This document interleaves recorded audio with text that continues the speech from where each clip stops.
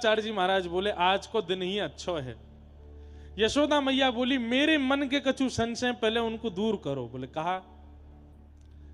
बोले मेरे लाला को सबरी गोपी ऐसी टुकुर टुकुर निहारे और ऐसी कशक नेत्रंते देखें, मैं तो याकू इतनी नजर गुजरंते बचाए के रखूं। अब लाला अकेलो वन में जावेगो, जन कैसे कैसे राक्षस, कैसे कैसी गोपी, कैसे कैसे भावंसो याकू देखेंगे, पकड़ेंगे, स्पर्श करेंगे, राक्षस आक्रमण करेंगे, कौन रक्षा करेगा मेरे लाला की? आप कोई ऐसी विधि या पूजन करवाए दो जाते मेरे लाला की सुरक्षा है जाए। तो श्री गर्गाचार्य जी महाराज बोले मैया तुम मानो तो एक योजना तो है मेरे पास। बोले कहा? बोले श्री वृषभानु जी महाराज की जो लाली है ना, बोले हाँ, वो तुम्हारे लाला की अलादनी शक्ति है। बोले अच्छो। तो बोले वृषभानुनी नंदिनी श्री राधा रानी के कक्ष की जो दहली है वाको तो लाला से पूजन करवाए दो। और बोले जा सेज पे वृषभानु नंदिनी पौढ़े, वाह सेज पर एक काली कामर बिछी भई है, वाकू कैसे उकर के ले आए करके लाला को उड़ाए दो। वहां से तुम्हारे लाला को कोई नजर नहीं लगेगी, कोई गुजर नहीं लगेगी, न को धूप ताप नहीं लगेगा, कोई राक्षस या को बाल बांको नहीं कर पाएगा। वो कारी कमरी बड़ी शक्तिशाली है। पर वापे प्रियाजू पौढ़े, वृषभानु नंदिनी लेटे, कैसे करके वाय लियाओ। वो सामान्य नहीं है। देव आदिदेव महादेव शंकर जी ने अपने हाथ से गुथी है वो कारी कमरी, और वही कमरी की एक सूत कैसे पतो नहीं ब्रह्मा जी को मिल गयो। वही ब्रह्मा जी वह सूत को लेकर के नित्य वा को प्रणाम करें, नित्य वा को आराधन करें। वो कामर यदि आपके लाला के ऊपर डार दी जाए। ठाकुर जी गौचारण कैसे करने जाते हैं आज जो ठाकुर जी, आज बाबा बता रहे हैं ना राधा बाबरी वारे, ठाकुर जी जब घर से वन को जावे तब तो पूरा श्रृंगार करके निकले, क्योंकि यशोदा मैया ने सजाए। पर वन में जाए के थक जाएं, हार जाएं, तो मधुमंगल सीतामा ठाकुर जी को मुकुट उकुट उतार के सिर पर ढांटो बांध दें, यहाँ पे कुंडल उंडल उतार करके यहाँ पे सुंदर पुष्प लगाए दें। ठाकुर जी को पसीना आ जाए तो चंदन घिस के ठाकुर जी के ऐसे थापो लगाए दें। सब्र श्रृंगारन को समेट करके कपड़ा में बांध लें, सुंदर वनमाला लेकर के लाला के गले में पहनाए दें। नीचे धोती बार बार मट्टी ते गंदी है रही है, सो ऊंची ऊंची धोती पहनाए दें और ऊपर की पीतांबरी उतार दें, और यहाँ कंधा पे कारी कमरी डाल दें और एक फेंटा कमर पे बांध दें, वहां में बंसी धर दें, हाथ में एक लकुटी लेकर के वहां में एक गैया के पाम को नूपुर बांध दें जो छम छम बजतो रहे, और ठाकुर जी के बढ़िया आंखन में सुरमा काजर लगाए करके लाला को चकाचक भोजन पवाए के, छाछ पिवाए के, मदमस्त करके तब चले। ये ठाकुर जी लौट के आमे, लौट के आमे तो ऐसे आमे। यशोदा मैया भी वाह झांकी को देख करके बलैया ले, अरे मेरो लाला कैसो चोको, अरे सुबह तो ऐसे दुल्हा से बनाए के भेजूं, शाम को आवे ग्वारिया बन के आवे, और मैया तो इतना भारी श्रृंगार कर दे मेरो, मुझे तो ऐसे ही अच्छा लगे गैया चरावे में। सबसे प्रिय श्रृंगार है ठाकुर जी का। ये गोपियां जो वेणु गीत गा रही हैं, ये उसी रूप को देख करके गा रही हैं जो रूप आज ठाकुर जी का वन में आप देख रहे थे। वैसे वास्तविकता तो ये है कि जो स्वरूप सरकार गए थे वो यशोदा मैया के श्रृंगार से, पर या भिंडला सखा को जो श्रृंगार कर दियो ये गहुचारण को श्रृंगार है। कहीं तक कोई भी कछु भी लेके आ रहा हो, मुंह पहना रहो। आज वो एक बाबा ले आयो, कछु यहाँ धर दे, नीचे यहाँ पे वो बांध दियो गैयान को, सो भाई में काजू बादाम धर दिए। एक बोले हम भाई आम भर दो सबरे काजू बादाम ने, बैठो बैठो ब्यास गुटुर तो रहेगो, गुटुक तो रहेगो। अभी हमारे ब्रज की भाषा है गुटुक तो रहेगो। जैसे पक्षी चुगते हैं ऐसे ब्रजवासी गुटुकते हैं। मुंह सुन के यूं लगी मैंने कि यार कोई वैल्यू ना ब्यास की, गुटुक तो रहेगो बैठो बैठो। लेकिन भैया ये आनंद है, ऐसी कोई बात ना है। पर हमारी जो दशा कर रखी लोगन ने, कहीं तक कछु भी पहनाए के, ये दशा ग्वाल बाल कर दें लाला को वन में ले जाए करके। लौट के मैया पहले तो नाराज, पहले तो देख के सिहा जाए, अरे इतना सुंदर लग रहा हो, फिर बाद में गुस्सा, अरे जी कहा करे आयो सब श्रृंगार। तो मधुमंगल आवे, मैया देख तू इतना सुंदर बनाए के मत भेजे कर। बोले तो, बोले हौआ ना हौई डोले, वन में कोई ले जाएगी लाला तो ब्याह कर लेगी, या हमारे हम लाला को ऐसा बनाए दें कि कहीं कोई या कोई ले नहीं जाए। तो श्री गर्गाचार्य जी बोले भैया वो कारी कामर है जहां पे श्री जी पौढ़े, वाकू कैसे लेके आ जाओ। तब नंद बाबा, गर्गाचार्य जी और लाला तीनों गए बरसाने। पहले जाए करके तो दहली को पूजन कियो। वृषभानु बाबा ने आके कही ये कहा कर रहे हो आप, हमारे घर की दहली की पूजन कर रहे हो। गर्गाचार्य जी बोले आप अब ये स्पष्ट तो बता नहीं सकते कि राधा रानी की कृपा के लिए पूज रहे हैं, तो बात बदल करके बोले आप ब्रजमंडल के सबसे बड़े ग्वाला हो, सबसे बड़े गोप हो।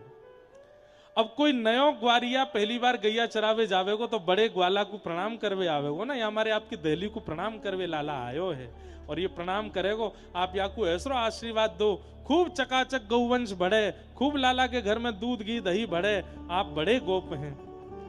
भानु बाबा बोले अरे नंद बाबा कम छोटे गोप हैं, ये भी तो बड़े गोप हैं। वो नहीं नहीं आपकी दहली पूजेगो, दहली पूज ले।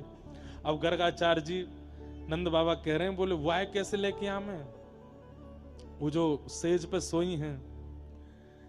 तो गर्गाचार्य जी बोले देखो आपकी दहली पूजन तो है गई, अब आपके नगर की सबसे छोटी गोप कन्या वाके चरणन को पूजन भी करनो है।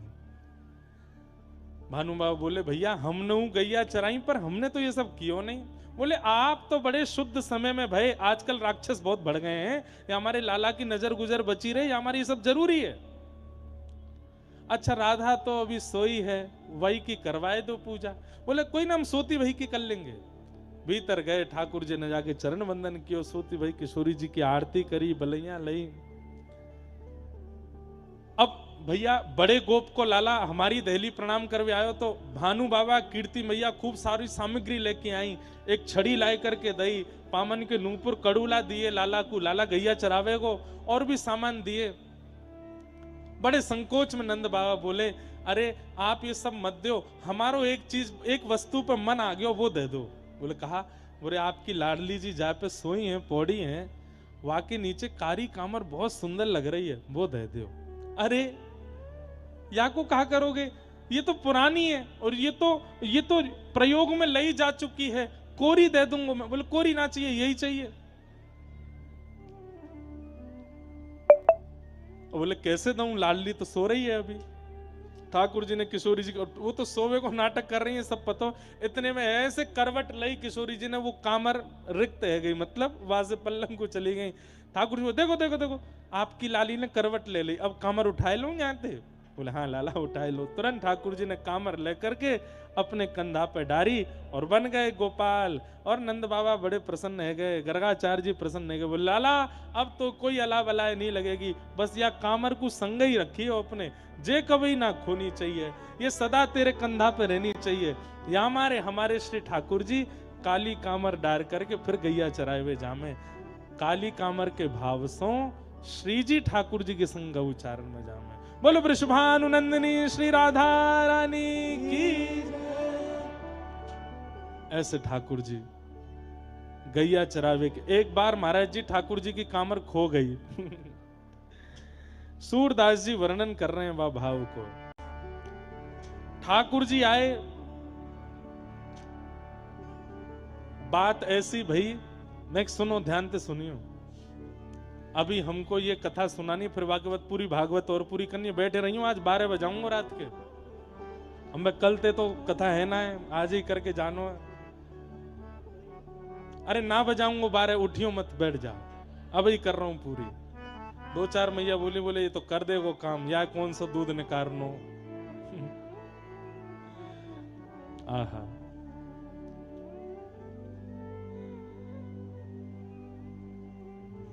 ठाकुर जी एक दिन अपनी कामर खोया है।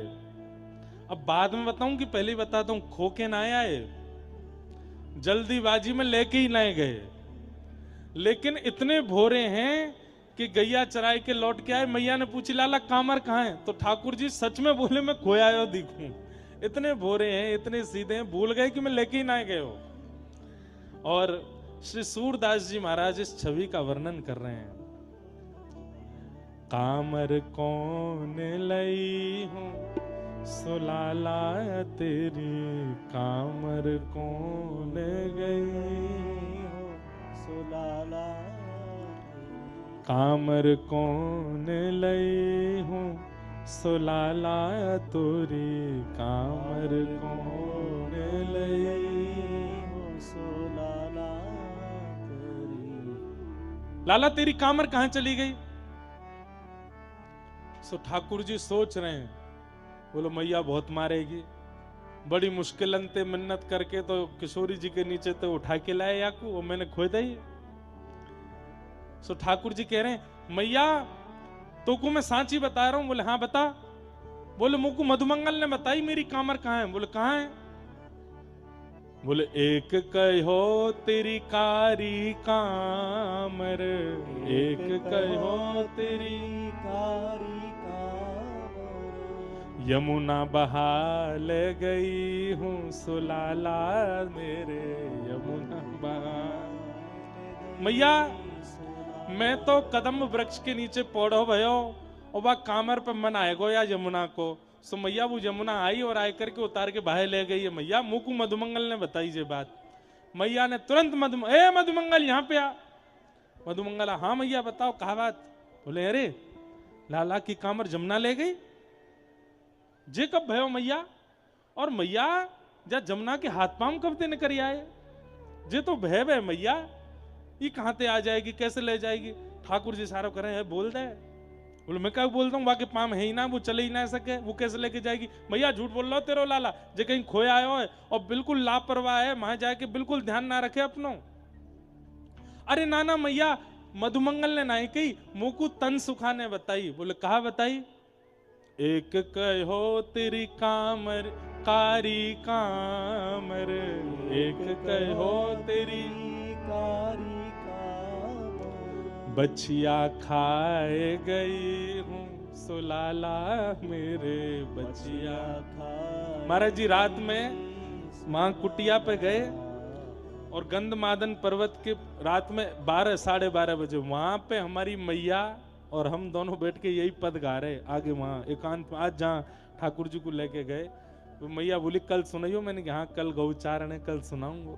ठाकुर जी कह रहे हैं मैया तनसुखा ने बताई मोकू कि मेरी कारी कामर को घास समझ करके बचिया खाए गई है। अच्छा? बोल हाँ। ओ तनसुखा कहाँ है? तनसुखा बुलायो। अच्छा ठाकुर जी ने नामकरण करें, इनको नाम तनसुखा मनसुखा धनसुखा ना है, इनको नाम ठाकुर जी ने रखो है।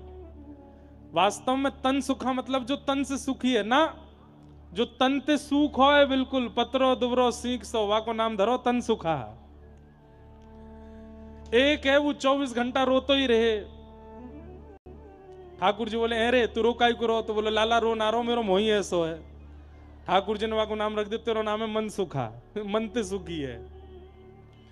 एक है वो फटे पुराने लत्ता ने पहन तो डोल तो रे, लत्ता तो जाने हैं, लत्ता जाने कपड़ा, फटे पुराने कपड़ा ने पहन तो रे। ठाकुर जी ने कही अरे तो पे नए कोरे वस्त्र ना है, ऐसे रोज एक ही कपड़ा ने पहन ले। अरे लाला हम तो ऐसे ही हैं, हमारे घर में इतनी व्यवस्था ना है।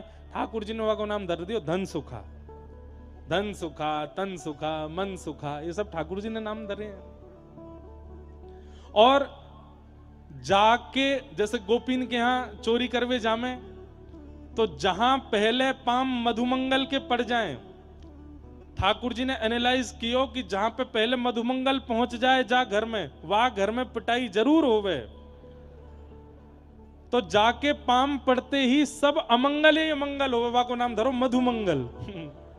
उल्टे नाम धरे हैं। बोले ये मधुमंगल है, ये पाम पट्टे, जहां जा गोपी घर में पाम धरे वहां पिटाई जरूर होवे हमारी। और जहां में नेको बलना है वहां को नाम धरो सुबल, ये सबसे बड़ा बलवान है हमारो।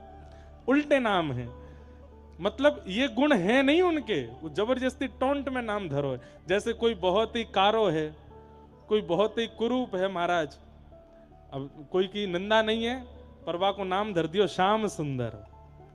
अरे श्याम सुंदर ते ब्याह कराए देंगे तेरी छोरी को, देख हमारो श्याम सुंदर आए के देखिए श्याम सुंदर महाराज अमावस्या की रात्रि देख के भाज गए सबरे भाई, नाम है श्याम सुंदर।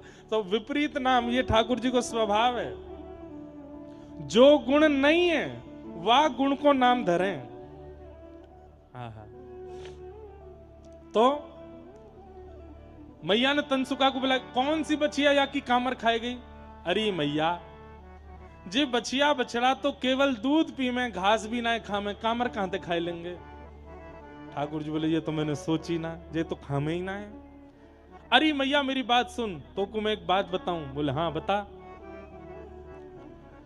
बोले मेरी कामर एक गोपी ने चुराई ली है, और वो गोपी मोते बोली लाला मैं तो को कामर दूंगी, लेकिन पहले मेरे सामने नाच के दिखा।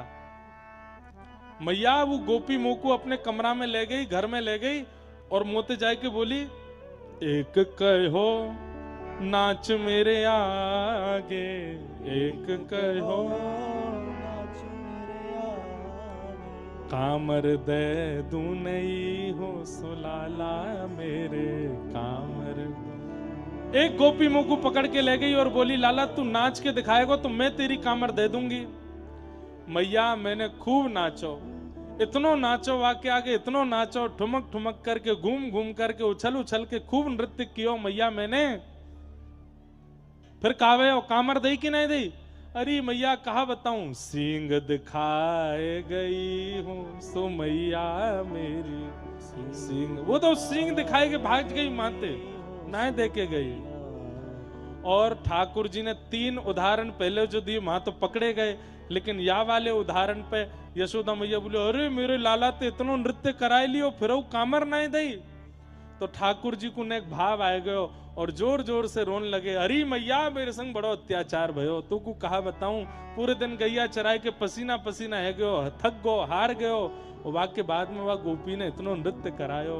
सूरदास प्रभु यशोमती आगे, सूरदास प्रभु यशोमती आगे, असुवन धार बही हूँ सुमैया मेरी, असुवन धार बही सुमैया मेरी। ऐसी ठाकुर जी की काली कामर वाकू शीश पे ओढ़ करके ठाकुर जी गैया चराए वे जामे। और ठाकुर जी गैया चरावे गए, खूब प्रेम से गौचारण किया। इतना सुंदर गौचारण लीला भी एक स्वच्छंद कथा है, पूरी कथा ऐसा कि गौचारण पे भी वहां जैसे गोपीन के भाव हैं ऐसे गैयान के भाव हैं। गैया ठाकुर जी को श्रृंगार करें, गैया ठाकुर जी को दुग्धपान करावें, कोई गैया एकांत में जाए करके ठाकुर जी के संग रास कर रही है, गैयान के ऊपर ठाकुर जी सो रहे हैं, गैयान के हृदय से लग रहे हैं, सब भाव वो भी स्वच्छंद हैं। गैया चराई करके ठाकुर जी लौटे और सब ग्वाल बाल नाचते खूनते बहे जा रहे हैं। यशते दिख गए कबूतर, है देख भूरो भूरो सा है।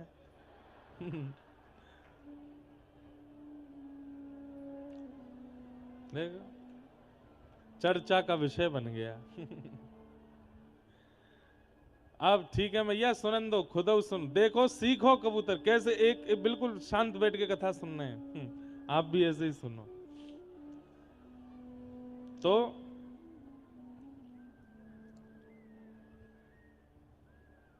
वंशी का 5वां लक्षण क्या है? वो संग्रह नहीं करते अपने पास। सब लोग ध्यान से सुनो, इधर देखो। फिर रात्रि में भाव आया 6वां भाव, और मैं 10 पूरे करके जाऊंगा कल तक। 7 8 9 10 4 और गुण ढूंढ ही लूंगा वंशी के। और वंशी के वह गुण जिनसे ठाकुर जी के अधर की अधिकारिणी बनी और हम भी उसका पालन कर सकें। वंशी का 6वां गुण लगा कि वंशी अभय प्रदान करती है। वंशी से कोई भयभीत नहीं हो सकता। वंशी से कोई भयभीत नहीं होता, सबको अभय देती है। इसलिए भी ठाकुर जी के अधर की अधिकारिणी बन गई, क्योंकि उससे कोई डरता नहीं है, सबको अभय प्रदान किया। जबकि वंशी का वंश भय देने वाला है। बांस के लट्ठा बनते हैं, बांस के डंडा बने, वो सबको भय देते हैं, चाहे पशु हो, पक्षी हो, चाहे वो मानव हो, सबको भयभीत करने वाला होता है बांस। लेकिन वही बांस जब बंसी बन जाता है तो बंसी बनने की प्रक्रिया ही बांस की ये कहती है कि मैं अब सबको अभय करता हूं, मुझसे डरने की आवश्यकता नहीं है। और वही सबको भयभीत करने वाला बांस जब बंसी बन जाता है तो ठाकुर जी के अधर पर बैठ जाता है। ठाकुर जी के अधर का अधिकारी बन जाता है। आज मानव चाहे तो अपना रूप ऐसा बना सकता है कि उससे कोई भी डरे, सब भागें। मैं अपने धन के बल पर, ज्ञान के बल पर, अपने शरीर के बल पर किसी को भी ताड़ सकता हूं, लताड़ सकता हूं, उसको कष्ट दे सकता हूं, लेकिन मैंने सबका स्वरूप ऐसा बना लिया, चाहे मेरा ज्ञान हो, बुद्धि हो, भाव हो, सब प्रेम में हो गया। ठाकुर जी अधर पर धारण करते हैं। योग्य है, पर योग्य होते हुए भी सब क्रियाओं को अभय युक्त कर देता है। तो वंशी का ये छठवां लक्षण क्या पता चला कि वंशी की जो जाति है, बांस, वो सबको भयभीत करता है, डंडा बन के, लठ बन के। लेकिन वंशी, जब वही लट्ठा, वही डंडा जब वंशी बन जाता है तो अभय कर देता है। अब मुझसे डरने की जरूरत नहीं है, आप सब लोग निर्भीक हो जाओ। पिया कह रही हैं, कैसी बड़भागी है ये मुरली। बोले क्यों? ठाड़े रहत अधीन ताके हुए, उसके होकर के ठाकुर जी सदा अधीन ठाड़े रहते हैं, खड़े रहते हैं। सब लोग ध्यान से सुनो। और सकुच न बोलत बातें, सकुच न बोलत बातें, ऐसे अधीन रहते हैं ठाकुर जी की जितनी देर वंशी बजाते हैं उतनी देर बोलते नहीं हो। ये बात तो स्पष्ट है कि वंशी वादन करने वाला बोलता थोड़ी है। ठाकुर जी बोलते नहीं है, अधीन होकर के श्रवण करते हैं, वादन करते हैं। और हम पर रिस कर कर अवलोकत, हम पर रिस कर कर अवलोकत, नासा फूट फरकावे, नासा फूट फरकावे, सूरदास दब जब रीझत है, सूरदास जब रीझत है, तब तब शीश डुलावे, तब तब शीश डुलावे। गोपियां कह रही हैं, हम जब सामने आ जावें, नंद नंदन हमको तो रिस भर के देखे। रिस मतलब ब्रजवासी समझ जाएं भैया, गुस्सा करके देखें या फिर चिढ़ के देखें, या चिढ़ के गुस्सा करके भी नहीं तो नाक फुला के हमारी ओर देखे। गोपियां कह रही हैं, हम जैसे सामने आ जाएं तो हमको तो ऐसे देखे। हम पर रिस कर कर अवलोकत, नासा फूट फुलावे, अपनी नाक फुलाए ले हमें देख के। तो जैसे हम आएंगे, जैसे हम लोग कई बार करते हैं ना, बिल्ली रास्ता काट गई, भैया मेरो काम अशुभ होएगा। ऐसी ठाकुर जी गोप ग्वालन के संग डोलते डोलते जैसी कोई गोपी सामने आ जाए, सोई ठाकुर जी बिना कछु बोले सिर पे हाथ धरे, ग्वाल वाल के लाला कहा भयो, अरे मेरो काम रुक गयो। बोले काय को जे आएगी मेरे सामने, याकू देख लियो मेरो काम बनेगा ही नहीं। गोपियां कह रही हैं, हम पर रिस कर कर अवलोकत, नासा फूट फुलावे, और या वंशी ते कैसो प्रेम, सूरदास जब जब रीझत है। वंशी बजाते बजाते जब जब ठाकुर जी को आनंद आ जाए तो कहा करें, तब तब शीश डुलावे, तब तब अपनो सिर घुमावे। आहा, बजाए के आनंद आ गयो, कितनो सुंदर स्वर निकलो, कितनो करुण स्वर निकलो है। मुरली हरि को नाच नचावे, ये वंशी ठाकुर जी को नृत्य कराए रही है। ऐसे सुंदर भाव गोपियों के हैं। तो हमने 6 भाव ढूंढे कि वंशी में ऐसे कौन कौन से गुण हैं जो मानव अपने अंदर लिया है तो ठाकुर जी के अधर का अधिकारी बन जाए। अधर का अधिकारी मतलब ठाकुर जी के सामिप्य का अधिकारी बन जाए। एक बात आपको बताते हैं, बहुत स्पष्ट रूप से सुनिएगा। ठाकुर जी सब श्रृंगार बढ़ाते हैं पर वंशी को कभी नहीं छोड़ते। मुकुट का भी एक निश्चित समय इतनी देर रहेगो, बाजूबंद, कड़ूला, पैर की पाजेब, कमर की कौंधनी, सबको एक समय है। वास से ज्यादा ये ना टिके ठाकुर जी के पास, ठाकुर जी उतार दें, लेकिन वंशी 24 घंटा ठाकुर जी के पास रहे। कितनी प्रिय है, श्रृंगार में सबसे प्रिय वंशी है ठाकुर जी को। गोपियां वही बात कहते हुए अब आगे वेणु गीत में क्या कह रही हैं, ध्यान से सुनो। हाँ हाँ।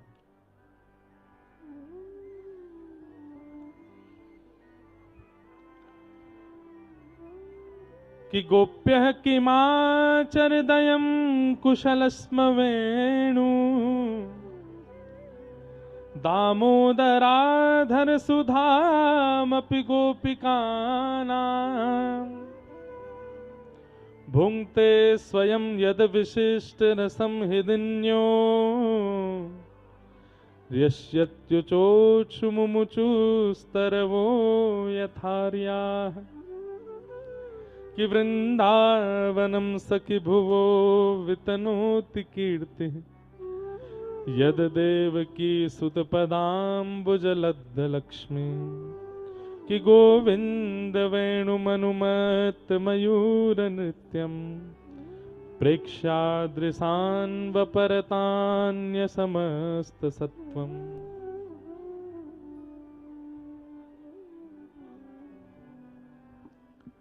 सावधानी से सुनो भैया।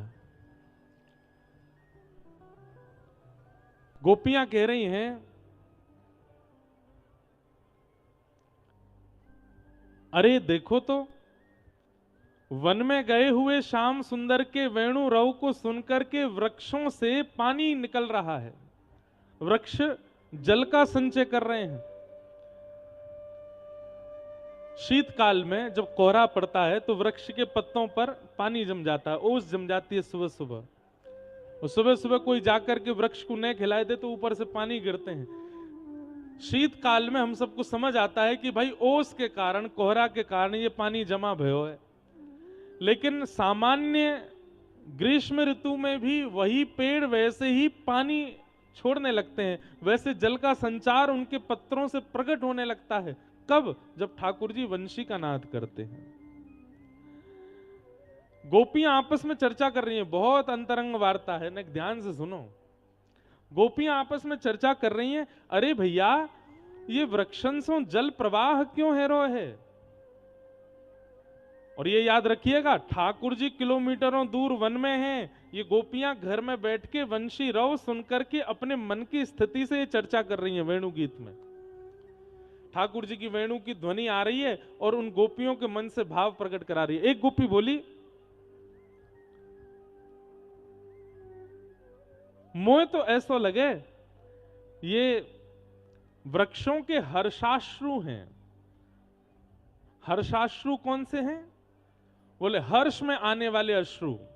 कई बार घर में कोई मंगल कार्य होता है तो उसकी बात सुनकर के आप रोने लगते हैं, आंखों में आंसू आ जाते हैं। किसी का ब्याह हुआ हो तो आंसू आते हैं, बच्चा फर्स्ट डिवीजन पास हो जाए या घर में कुछ अच्छी क्रिया होती है तो हर्ष के अश्रु प्रकट होते हैं। बोले हर्षाश्रु क्यों हो रहे हैं? तब वृक्षों ने आपस में ये बात कही, बोले भैया या वंशी को देखकर के हमारे नेत्र सजल या मारे है रहे कि हम जड़ हैं, हमारा स्वरूप चैतन्य नहीं है, हम जड़ हैं।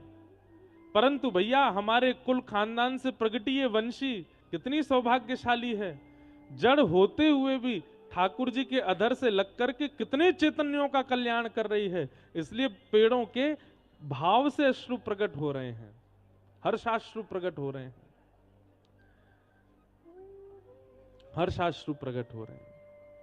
भाव समझो, वृक्ष आपस में कह रहे हैं कि हम तो जड़ हैं, हमारा स्वभाव तो एक जगह स्थिर रहनो है, हम कभी कोई को सुख देवे वाले नहीं है, बस एक जगह खड़े रहें, कोई आई करके अगर हमारे नीचे बैठ के छाया ले ले तो ठीक है। लेकिन आज वंशी को देख करके हमें अपने संपूर्ण वृक्ष वंश पर गौरव है रहे है कि याने ठाकुर जी के अधर्षों लग करके कितने चैतन्य को कल्याण कर दियो, कितने चैतन्य पर कल्याण की भावना परोसी है। इसलिए वृक्षों के हर्षाश्रु प्रकट हो रहे हैं। तब दूसरी गोपी बोली, अरे तू अपने मन से बात बनाए रही है, ये प्रसन्न है कि ना रो रहे? तो बोले ये दुखाश्रु हैं, ये वृक्षों के दुखाश्रु हैं, ये आनंदाश्रु हैं। तब सब गोपियां बोली, बोले आनंदाश्रु क्यों हैं? बचाते हैं, पर या वंशी ने तो हमारो कुल पवित्र कर दियो। जो हाड़मांश के भीतर विराजमान दिव्य अनादि अनादि काल से कितने जन्मन से भटक रही वो दिव्य चेतना है, ये वाकु बचा रही है। आज ये वृक्ष आनंद अश्रु से रो रहे हैं। बंधुओं, गोपियों की ये या दोहने बहनने मथनो पलेप प्रेंखे खनार भरुतितो क्षणमार जनादो। अपने घर की क्रियाएं करती करती गोपियां इतनी बड़ी बड़ी बात कर रही हैं, जिन बातों को सुनने के लिए ब्रह्मादि देवता भी प्रकट हो रहे हैं और कान लगा करके सुन रहे हैं। गोबर थापवे वारी, चौका बर्तन करवे वारी, गैया चरावे वारी, गोपीन के वेदों की वाणी तो सुनो, ये कैसी बात कर रही हैं। और रही बात, ये गोपियां वहां गई नहीं है, केवल अपने घर में बैठ करके श्रवण कर रही हैं और वेणु की ध्वनि सुन करके संपूर्ण योजना बना रही। तब गोपियां आगे चर्चा करती हैं कि वृंदावनम सखी भुवो वितनोति कीर्तन यद्देवकी सुत पदाम्बुजलब्ध लक्ष्मी गोविंद वेणुमनुमत मयूर नृत्यं प्रेक्षादृशान्वपरतानयसस्तसत्वम्। वेणु गीत इतना अच्छा है, हमने शुरू तो कर दिया जटेरी धाम में, पर अभी मुझे एक बार और कहीं ना कहीं इसको करना पड़ेगा, तभी मेरे चित्त को शांति मिलेगी, क्योंकि अभी मैं अच्छे से कर नहीं पा रहा हूं। बीच में माताएं उड़ जाती हैं, भाई लोग उड़ जाते हैं, तो थोड़ा रस कहते कहते कहीं कहीं छूट जाता है। बहुत सुंदर भाव है गोपियों के। गोपियां कह रही हैं, एक गोपी बोली, अरे तुम सबरीवा कन्हैया के मुक्ते लगी भाई वंशी को देख रही हो, नेक नजर घुमाए के वृंदावन को तो देखो, आज वृंदावन कितनो सुंदर लग रहा है। आहा, वृंदावनम सखी भुवो वितनोति कीर्तिम। गोपियां कह रही हैं, अरे हम गोपी काय को बन के आए गई, हम यहाँ वृंदावन की कोई रजकण बन के आ जाते। अरे देख तो सखी, जब जब श्याम सुंदर या वृंदावन में रमण करें, जा कुंज लता, जा सघन कुंज में प्रवेश करें। बंधुओं, ये कुंज निकुंज निवृत्त निकुंज सघन कुंज, ये केवल व्रज में ही दर्शन मिलते हैं और कहीं नहीं मिलते। क्यों? हमारे जटेरी धाम में आप लोगों को एक बात बताऊं, जटेरी में ऐसी कई कई लताएं हैं इन वृक्षों, इन पहाड़ियों पर, जो व्रज की पहचान कराने वाली लताएं थी, और वो अब ब्रजमंडल में नहीं है। ब्रजमंडल में, वृंदावन में, गोकुल में, बरसाना, नंदगाम में वो उन लताओं का दर्शन ही नहीं होता। वो लताएं आज भी जटेरी के पर्वतों पर बची हुई हैं। वैसे ये ताली बजाने वाली बात नहीं है, आपने तो इसलिए बताई, चलो हमारे जटेरी में वो लताएं हैं, पर ये दुर्भाग्य की बात है कि जो व्रज की पहचान कराने वाली लताएं थी वो व्रज में है ही नहीं। वो लताएं यहां सुरक्षित हैं। कई सारे वृक्ष ऐसे हैं जो व्रज की निधि हैं, जो व्रज में ही प्रकट होते हैं। जिन वृक्षों की कुंज में ठाकुर जी रमण करते हैं वो व्रज में नहीं है। कुछ बचे हुए हमारे तटीय स्थान में हैं, कुछ बचे हुए हमारी राधा बावड़ी आदि, कुछ बिहार वन, अच्छा ये सारे स्थानों को भी बचाया हुआ हमारे श्री हरिदास परंपरा के सब महात्माओं ने हैं। वहां ये जैसे जटेरी धाम है, ऐसे ही आप कोसी की तरफ जाएंगे, छाता से आगे शेरगढ़ के पास बिहार वन है।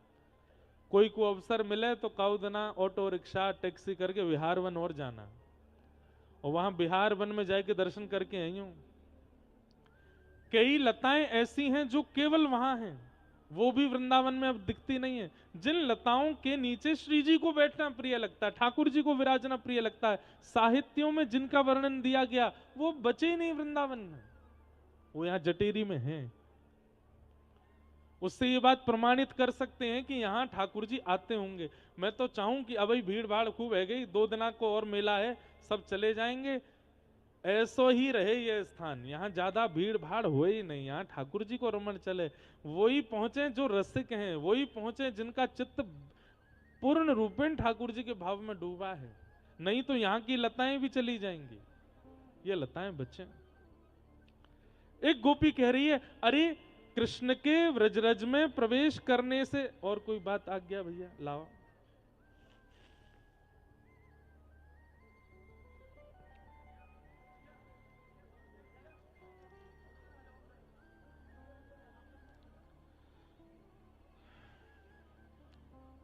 प्रणाम, कुछ कहना भी है? अच्छा।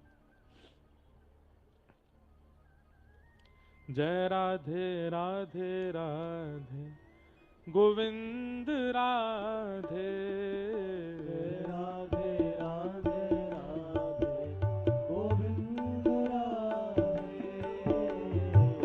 राधे राधे राधे गोविंद राधे, जय राधे राधे राधे गोविंद राधे, श्री राधे राधे राधे गोविंद राधे, श्री राधे राधे राधे गोविंद राधे, गोविंद राधे गोपाल राधे, गोविंद राधे गोपाल राधे, गोविंद राधे गोपाल राधे,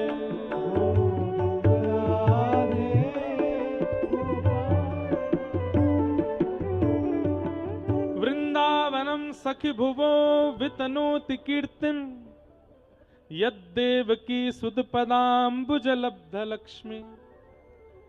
गोपियां कह रही हैं, अरे गोपियों तुम आज वृंदावन को तो देखो, ये वृंदावन कितना सुंदर लग रहे हो है। क्यों? एक गोपी प्रश्न करती है, दूसरी उत्तर देती है, और सब गोपियों के नेत्र बंद हैं, सब वंशी की धुनी सुनकर के सारी सारी व्यवस्था को देख रहे हैं।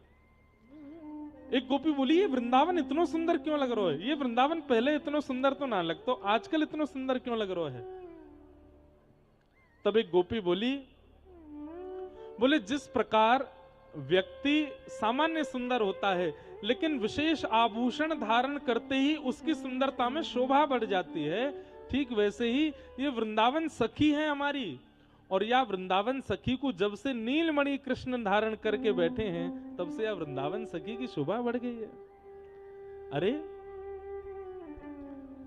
कोई व्यक्ति स्वर्ण का आभूषण पहनता है, केवल सोना ही सोना पहनता है, इतना सुंदर नहीं लगता, लेकिन उसके स्वर्ण के आभूषण में अगर बीच में कोई श्वेत रत्न हो या नील रत्न हो या हरा रत्न हो तो उसकी शोभा बढ़ जाती है। अरे ये ब्रजमंडल तो पहले से ही सुंदर है, यहाँ यमुना जी हैं, यहाँ गिरिराज जी हैं, यहाँ सुंदर रज हैं, यहाँ सुंदर वृक्षवल्लरी हैं, पर जब से देवकी नंदन यशोदा नंदन नीलमणि या नग के रूप में या वृंदावन की शोभा में आए हैं, तब तो या वृंदावन की शोभा कितनी सुंदर बन गई है। तीसरी गोपी कहती है, अरे गोपी तू देख ना रही है, ये कृष्ण भी वृंदावन को सजावे में और या की शोभा बढ़ाने में कोई कमी नहीं छोड़ रहे हैं। बोले क्यों? मैंने सुनी है कि ये वैकुंठ में पादुका पहन के रहे, मैंने सुनी है कि ये हंस पर, ये गरुड़ पर, ये विमान पर बैठ करके रहे, लेकिन यहाँ वृंदावन में तो देख इनने पादुका भी नहीं पहनी, बिना पादुका के अपने चरणन से भ्रमण कर रहे हैं। अरे ये वृंदावन सुंदर यामारे लग रहे हो है क्योंकि श्री कृष्ण के निरावृत चरणों के स्पर्श से वृंदावन के रोंगटे खड़े है रहे हैं, वृंदावन आनंदित है रो है, वृंदावन मचल रहे हो है, सुंदर है रो है। एक बात, मैं ब्रज की रज में चप्पल ना पहनूं समझ में आता है, आप लोग पादुका ना पहनो। हमारे पूज्य श्री जी महाराज, अभी पलसाना वाले महाराज जी बैठे हैं यहाँ पे, सिद्धि पूरे वृंदावन में इस बात की कि श्री जी महाराज जब भी आते वृंदावन अपनी पादुका उतार देते और चप्पल पहन करके वृंदावन में नहीं रहते। क्यों? बोले जा धाम पे, जा भूमि पे हमारे नंद नंदन ने पादुका नहीं पहनी, वहां हम कैसे पहने? लेकिन नंद नंदन क्यों नहीं पहनते हैं? इसके पीछे क्या कारण है? दो कारण। पहलो कारण ठाकुर जी को अपने चरण स्पर्शीय ठाकुर जी को अपनी चरण स्पर्शीय रज सबको प्रदान करनी है। ठाकुर जी बोले मैं तो चलो जाऊंगा कुछ दिना की लीला करके, मेरे बाद या ब्रज में आवे वाले लोग ऐसे बावले है करके रहेंगे तो उनके लिए मैं काय रूप में रहूं। तो रज में इतनो रहूं, इतनो अपनो स्पर्श या रज को प्रदान कर दूं कि रज मेरो ही रूप है जाए, ताकि याकू शीश सो लगा के, याकू हृदय सो लगा के, याकू अपने सर्वांगीण अंग सो लगा करके व्यक्ति को मेरे भक्ति को अनुभव होए। पहली बात। दूसरी बात, पादुका हर जगह नहीं उतारी जाती, पादुका वहां उतारी जाती है जहां पर सम्मान की पराकाष्ठा पार हो, वहां पादुका उतारी जाती है। वृंदावन में ठाकुर जी पादुका नहीं पहनते क्योंकि श्री वृंदावन का सम्मान ठाकुर जी करते हैं। किरा से लेकर के और यमुना तट तक का वृंदावन मत लिया कीजिए आप। ये 84 कोस व्रजमंडल कहते हम इसको व्रज हैं, कहते हम इसको जो कुछ भी है, ये पूरा संपूर्ण समग्र वृंदावन ही है। और ठाकुर जी ऐसा नहीं कि वृंदावन में नहीं पहनते, जटेरी में पहने होंगे या कामवन में पहने होंगे, डीग में, कहीं नहीं पहनते, पादुका व्रज में पहनते ही नहीं है। और निरावृत चरणों से जब ठाकुर जी व्रजमंडल की रज में अपने चरण रखते हैं तो गोपियां कहती हैं राम कृष्ण चरण स्पर्श प्रमोद। जैसे कभी ठंडी व्यार अगर हमारी त्वचा का स्पर्श करे तो हमारे रोंगटे खड़े हो जाते हैं, कोई अत्यंत सुखद स्पर्श यदि हमारा स्पर्श करे तो हमारे रोंगटे खड़े हो जाते हैं। ऐसे ही ठाकुर जी के निरावृत कोमल चरण जब श्री वृंदावन का स्पर्श करते हैं तो वृंदावन सुख से फूल जाता है और गोपियों को सुंदर दिखने लगता है। ये कुंज निकुंज जैसे जैसे श्याम सुंदर चलते हैं तहां तहां की कुंजें झुकती चली जाती हैं, कभी अपना पत्र, कभी अपना पुष्प, कभी अपना फल ठाकुर जी के सामने प्रेषित करती हैं। हमारे व्रजमंडल में ज्यादा ऊंचे पेड़ नहीं दिखाई देंगे, ज्यादा चौड़े पेड़ नहीं दिखाएंगे। जैसे ठाकुर जी त्रिभंग लली हैं ऐसी व्रजमंडल की लताएं भी त्रिभंग लली हैं, ऐसी टेढ़ी मेढ़ी सी हैं। क्यों? ठाकुर जी चल करके आए किसी वृक्ष के नीचे, ठाकुर जी को मन है कि मैं लेट जाऊं, तो वो वृक्ष तुरंत अपनी जड़ता को छोड़ के चैतन्य होकर के बिस्तर बना देता है कि श्याम सुंदर लेट जाएं। ठाकुर जी को मन है जाए यहाँ पे बैठ के नेक देर पाम चलाऊंगो, नेक देर ऐसे जैसे ऊपर लटक करके पाम चलाते हैं, सो वो वृक्ष ऐसे ऐसे आड़ बना लेता है, ठाकुर जी उस पर चढ़ जाते हैं, अपने पैर लटकाते हैं। ठाकुर जी को मन है जाए मैं हाथ अंते लटकूंगो, सो वो पेड़ ऐसी मुद्रा बना ले कि ठाकुर जी वापस चढ़ जाएं और चढ़ करके थोड़ी देर ये रूप 5000 साल पहले वृंदावन की लताओं का था नहीं, कुछ वर्ष पहले तक भी वृंदावन की लताएं ऐसी ही थी। हम लोगों के लिए तो वो जड़ हैं, पर ठाकुर जी की सेवा के लिए आज भी लताएं रूप धारण कर लेती हैं। महाराज जी कल गिरिराज जी पूजन है रो, मुझसे वैसे कोई ने मना करिए कि आप ज्यादा अपने लाल जी की अनुभव लीलाओं को बताया नहीं करो, छुपाया करो, पर मैं रह ना पाऊं कि आप लोगों को विश्वास यदि प्रगाढ़ होवे को मेरे बतावे से तो मैं बताऊंगा। तो कल जब वहां आप और मैं नीचे सरोवर पर बैठे, ठाकुर जी ऊपर लतान में जब बैठे, तो मन में भाव आ रहा हो कहीं से सूर्य की किरण ठाकुर जी के बिल्कुल गाल पे पड़ रही, नेक सी बिल्कुल यहीं आ रही जोड़ते। मैंने कि भले ही शीतकाल है लेकिन लाला को ने चुभ तो रही होगी गाल पे। कोई या तो सिंहासन ने इधर इधर कर दें या पेड़ की कोई एक डाल ऐसी आगे आ जाए जैसे ठाकुर जी पे पड़े नहीं, बस इतना विचार ही कियो और थोड़ा बस इधर उधर चंवर वंवर रख के जैसी देखी, अपने आप ही एक लता ने ऐसी छांव बनाई कि वो सूर्य की सौरी किरण व लता के ऊपर आ रही, ठाकुर जी पर नहीं पड़ी, अपने आप ये भई कल लीला। आज भी वृंदावन के जितने भी वृक्ष हैं वो आज भी चैतन्य हो जाते हैं यदि ठाकुर जी की लीला उनके सघन स्थान पर हो तो। हाँ, हम आप